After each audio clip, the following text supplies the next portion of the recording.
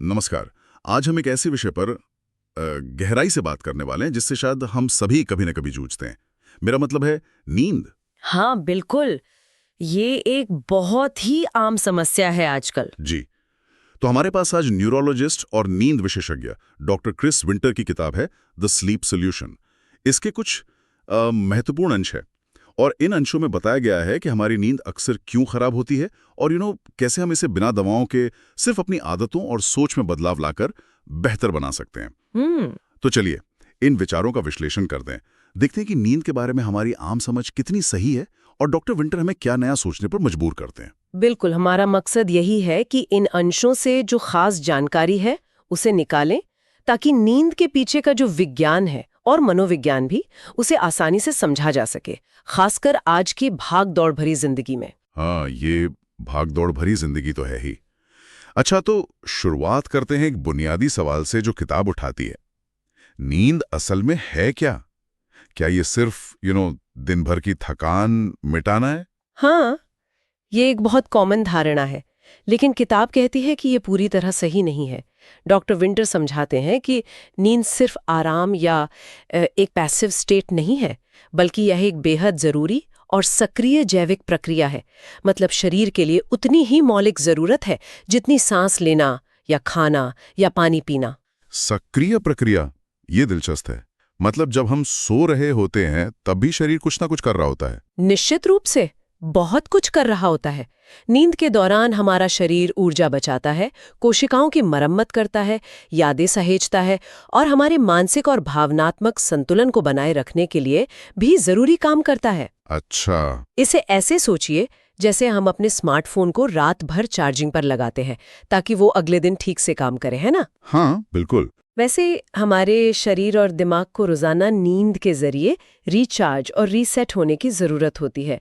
अगर ये ना हो तो हमारी ध्यान लगाने की क्षमता, हमारे फैसले लेने की काबिलियत, हमारी भावनाएं, सब पर बुरा असर पड़ता है। ये वाकई नींद को देखने का एक अलग नजरिया है। मतलब एक जरूरत है, सिर्फ एक ऑप्शन नहीं है। सही कहा। और शायद जब हम इसे सिर्फ थकान मिटाने से ज्यादा महत्व नहीं देते, वहीं से गड़बड़ शुरू हो सकती है। चलिए अब आज की जीवन शैली पर आते हैं। ये जो 24/7 कनेक्टिविटी है, देर रात तक काम, स्क्रीन का लगातार इस्तेमाल, किताब के अनुसार इन सब का हमारी नींद पर क्या असर पड़ रहा है? देखिए, यहाँ किताब एक बहुत महत्वपूर्ण मुद्दे पर रोशनी डालती है। लेखक का तर्क है कि ये जो हमारी आधुनिक जीवन शैली है ना, इसने हमें हमारी प्राकृतिक शारीरिक घड़ी यानी सर्केडियन रिदम, वो जो हमारा अंदरूनी टाइम कीपर है, जो हजारों सालों से सूरज के उगने और डूबने के हिसाब से हमारे सोने जागने को कंट्रोल करता है, उसके बिल्कुल खिलाफ खड़ा कर दिया है। मतलब हम अपने शरीर की जो नेचुरल रिदम है उसे अनदेखा कर रहे हैं। हाँ बिल्कुल। जैसे देर रात तक चमकदार स्क्रीन देखना या सोने जागने का कोई फिक्स टाइम ना होना, शाम को कैफीन लेना, ये सब हमारे शरीर के उन सिग्नल्स को नजरअंदाज करना है जो हमें बताते हैं कि भाई अब आराम का समय है। और इसका असर सिर्फ हमारी नींद की ड्यूरेशन या क्वालिटी पर ही नहीं पड़ता। डॉक्टर विंटर कहते हैं कि बिगड़ी हुई सर्केडियन रिदम हमारे मेटाबॉलिज्म को धीमा कर सकती है, हार्मोन का बैलेंस बिगाड़ सकती है और हमारी इम्यूनिटी यानी रोग प्रतिरोधक क्षमता को भी कमजोर कर सकती है। और शायद हम ये महसूस भी नहीं करते हैं। हम तो सोचते हैं कि हम बस बिजी हैं या प्रोडक्टिव हैं। बिल्कुल, यही तो विडंबना है। हम अक्सर देर तक जागकर काम करने या सोशल मीडिया पर स्क्रॉल करने को जरूरी मान लेते हैं, जबकि असल में हम अनजाने में अपने ही स्वास्थ्य की नींव को कमजोर कर रहे होते हैं। किताब में एक और बहुत ही चौंकाने वाली बात कही गई है कि नींद को किया नहीं जा सकता। ये सुनने में थोड़ा अजीब लगता है क्योंकि हम तो अक्सर कहते हैं मैं सोने जा रहा हूँ या मुझे सोना है। हाँ, और ये शायद किताब के सबसे महत्वपूर्ण विचारों में से एक है। डॉक्टर विंटर का तर्क है कि नींद कोई ऐसा काम नहीं है जिसे आप अपनी मर्जी से कर सकें। ये कोई स्विच ऑन करने जैसा नहीं है। नींद स्वाभाविक रूप से आती है या घटित होती है जब उसके लिए सही माहौल और सही दिमागी हालत हो। प्रॉब्लम तब शुरू होती है जब हम सोने की जबरदस्ती कोशिश करने लगते हैं। लेकिन कोशिश करने में क्या बुराई है? अगर नींद नहीं आ रही तो इंसान कोशिश ही तो करेगा, है ना? यहीं पर सारा मनोविज्ञान का खेल है। जैसे ही हम बिस्तर पर लेटकर ये सोचने लगते हैं, अरे यार मुझे सोना ही होगा, कल सुबह जल्दी उठना है, या अगर आज रात भी नींद नहीं आई तो क्या होगा, हम अनजाने में खुद पर एक दबाव बना लेते हैं। अच्छा। इसे परफॉर्मेंस एंजाइटी कहते हैं, मतलब सोने में सफल होने का दबाव। और ये चिंता हमारे दिमाग के लड़ो या भागो यानी फाइट और फ्लाइट सिस्टम को एक्टिवेट कर देती है। शरीर में स्ट्रेस हार्मोन जैसे कॉर्टिसोल बढ़ जाता है। और सबसे बड़ी बात, मेलाटोनिन, वो हार्मोन जो हमें शांति और नींद का एहसास दिलाता है, उसका बनना रुक जाता है या कम हो जाता है। तो नतीजा, हम सोने की जितनी ज्यादा कोशिश करते हैं, नींद उतनी ही दूर भाग जाती है। कमाल है। मतलब सोने का प्रयास ही नींद का दुश्मन बन सकता है। ये तो सचमुच सोचने वाली बात है। हाँ, और कई लोगों के लिए, खासकर जो इंसोम्निया यानी अनिद्रा से जूझ रहे हैं, ये एक बहुत बड़ा कारण होता है। वो चिंता और दबाव नींद के नेचुरल फ्लो में सबसे बड़ी रुकावट बन जाते हैं। इसी से जुड़ा एक और सवाल दिमाग में आता है, क्या नींद ना आने में हमारी उम्मीदों का भी हाथ है? क्या हम नींद से कुछ ज्यादा ही एक्सपेक्ट करने लगते हैं? निश्चित तौर पर। डॉक्टर विंटर इसे नींद का एक बहुत बड़ा और अक्सर अनदेखा किया जाने वाला दुश्मन मानते हैं।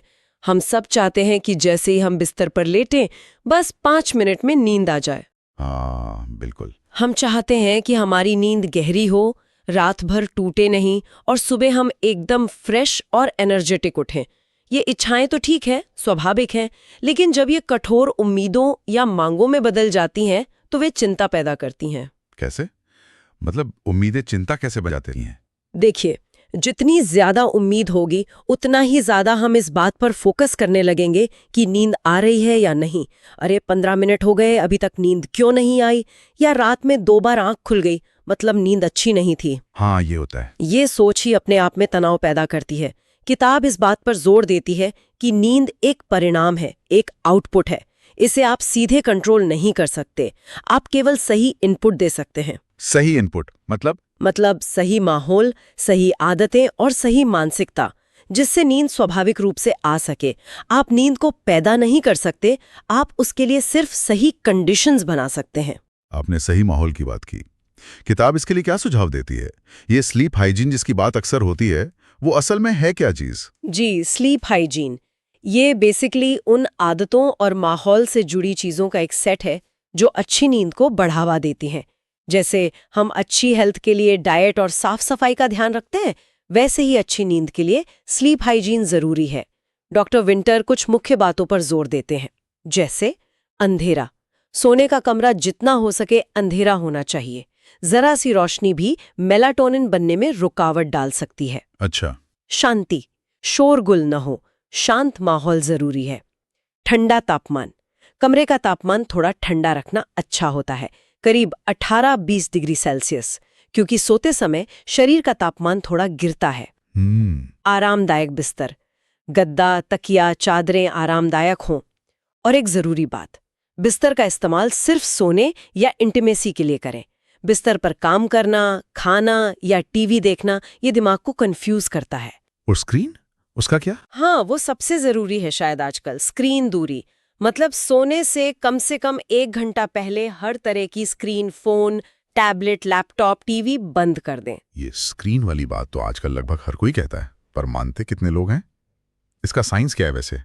क्यों इतना जरूरी है? इसका सीधा कनेक्शन स्क्रीन से निकलने वाली नीली रोशनी यानी ब्लू लाइट से है। ये रोशनी खासकर शाम या रात के समय हमारे दिमाग को सिग्नल भेजती है कि अभी दिन है, जागो। इससे मेलाटोनिन का बनना दब जाता है। वही मेलाटोनिन जो हमारे शरीर को बताता है कि भाई अब सोने का टाइम हो गया है। इसलिए सोने से पहले स्क्रीन से दूरी बनाना सिर्फ एक सलाह नहीं, बल्कि नींद की क्वालिटी सुधारने के लिए एक जरूरी साइंटिफिक स्टेप है। अच्छा, कुछ और आम आदतों पर आते हैं जिनका जिक्र किताब में है, जैसे कैफीन और शराब। ये हमारी नींद को कैसे प्रभावित करते हैं, खासकर जब लोग सोचते हैं कि इनका असर तो थोड़ी देर में खत्म हो जाता है? हाँ, यहाँ भी काफी गलतफहमियां हैं। जैसे कैफीन को लेकर कई लोग सोचते हैं कि शाम 4 या 5 बजे पी गई कॉफी या चाय का रात की नींद पर क्या असर पड़ेगा। लेकिन डॉक्टर विंटर बताते हैं कि कैफीन का हाफ लाइफ, मतलब शरीर से उसका आधा असर खत्म होने में लगने वाला समय, औसतन 5 से 7 घंटे होता है। कुछ लोगों में तो इससे भी ज्यादा। क्या बात कर रहे हैं? मतलब शाम 5 बजे पी गई कॉफी का असर रात 10-12 बजे तक भी रह सकता है? बिल्कुल। हो सकता है आपको उस समय कोई खास उत्तेजना महसूस ना हो रही हो, लेकिन कैफीन आपके दिमाग को बैकग्राउंड में जगाए रख सकता है। इससे गहरी नींद आने में मुश्किल होती है या नींद की क्वालिटी खराब हो जाती है। और शराब? बहुत लोग मानते हैं कि वो तो सोने में मदद करती है। देखिए, ये एक बहुत बड़ा मिथक है। हाँ, ये सच है कि शराब पीने से आपको शुरुआत में नींद जल्दी आ सकती है, क्योंकि ये एक डिप्रेसेंट है, दिमाग की एक्टिविटी को स्लो करता है। लेकिन प्रॉब्लम ये है कि शराब नींद के सामान्य स्ट्रक्चर को, उसके साइकिल को बुरी तरह डिस्टर्ब करती है। ये खासकर आरएम नींद को कम करती है। आरएम नींद? हाँ, आरएम नींद। ये नींद का वो स्टेज है जो सपनों, सीखने, याददाश्त पक्की करने और इमोशनल बैलेंस के लिए बहुत ज़रूरी है। इसके अलावा जैसे जैसे रात में शराब का असर कम होता है, शरीर रिएक्ट करता है, नींद टूट जाती है, आप बार बार जाग सकते हैं और सुबह उठने पर फ्रेशनेस की बजाय थकान और सिरदर्द महसूस होता है। तो ये नींद नहीं, बल्कि नींद का धोखा ज़्यादा है। और फिर कई लोग नींद न आने पर नींद की गोलियों का सहारा लेते हैं। किताब इस शॉर्टकट के बारे में क्या कहती है? क्या ये वाकई समाधान है? डॉक्टर विंटर नींद की गोलियों को लेकर बहुत सावधान रहने की सलाह देती हैं। उनका कहना है कि ज़्यादातर प्रिस्क्रिप्शन नींद की गोलियां या जो ओवर द काउंटर दवाएं मिलती हैं, वो असल में नेचुरल रेस्टोरेटिव नींद नहीं देती। वो मुख्य रूप से सिडेशन पैदा करती हैं, मतलब एक तरह की कृत्रिम बेहोशी। इसमें दिमाग नींद के उन ज़रूरी मरम्मत और सीखने वाले फेजेस से ठीक से नहीं गुजरता जो असली नींद में होते हैं। तो मतलब गोली खा के सोना और प्राकृतिक रूप से सोना ये एक जैसा नहीं है? बिल्कुल नहीं। गोलियों से मिलने वाली नींद अक्सर उतनी ताजगी नहीं देती। और एक बड़ी चिंता ये भी है कि समय के साथ शरीर इन पर डिपेंडेंट हो सकता है, डोज बढ़ानी पड़ सकती है और उन्हें छोड़ने पर नींद की समस्या और बिगड़ सकती है। उसे रिबाउंड इंसोम्निया कहते हैं। ओह। इसीलिए डॉक्टर विंटा का जोर हमेशा आदतों, व्यवहार और सोच में बदलाव लाने पर रहता है, जिसे CBTI यानी cognitive behavioural therapy for insomnia कहते हैं। और इसे नींद की समस्याओं के लिए सबसे इफेक्टिव और सेफ लॉन्ग टर्म समाधान माना जाता है। एक और बहुत कॉमन धारणा है कि हर किसी को रात में 8 घंटे सोना चाहिए। क्या ये सच है? क्या ये 8 घंटे का नंबर फिक्स है? किताब इसे भी एक मिथक मानती है।